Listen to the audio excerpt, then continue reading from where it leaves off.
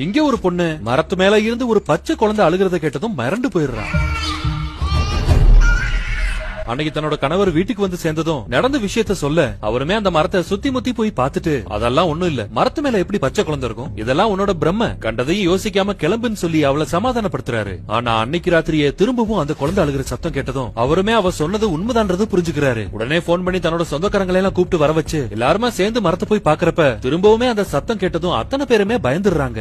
அவளோட கனவுலயுமே ஒரு அரக்கன் வந்து தங்களோட குழந்தையவே காவ கேட்கறத பார்த்ததும் பதறி எந்திரிக்க அந்த மரத்துக்கு மேலதான் ஏதோ ஒரு அமானுஷம் இருக்குன்னு புரிஞ்சுக்கிட்ட அந்த குடும்பத்தோட மொத்த நிம்மதியுமே போயிருது.